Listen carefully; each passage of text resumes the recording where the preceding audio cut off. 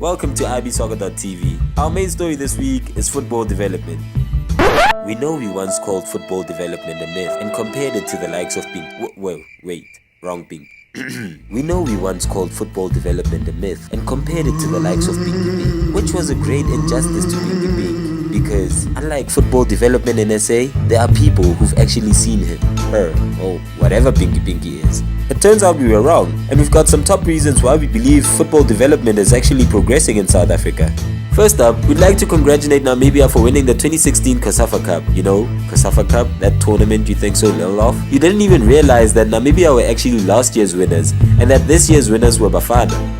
It came as a shock to us all. Bafana actually won something and the world didn't end.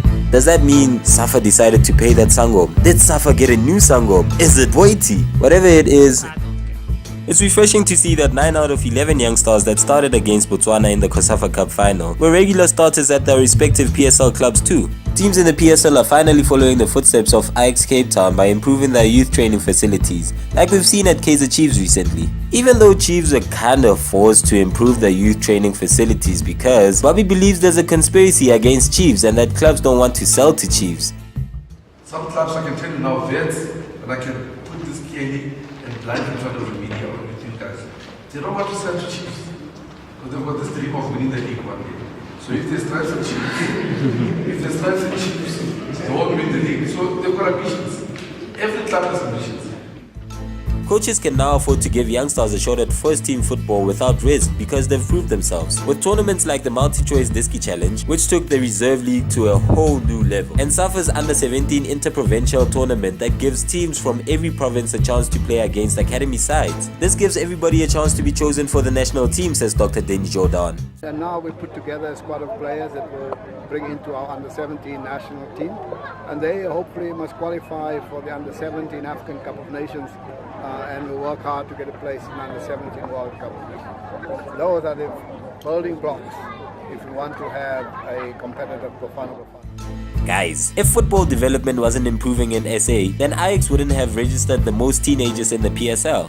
It could also be because of Ajax Cape Town's impressive scouting network. Anyway, teams from all over the PSL were giving youngsters fair game time, like we saw with Free State Stars' 19-year-old striker Buyiselo Tetani, and youngest player in the PSL, Kabamelo Hodisang, who is just 16 years old, guys. 16. South Africa's football future is looking bright.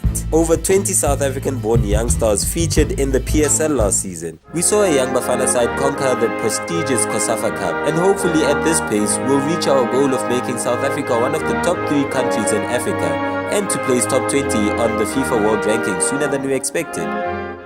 Well, that's it from us. And if you can think of any other reasons that prove that football development is actually improving in SA, please subscribe and comment in the section.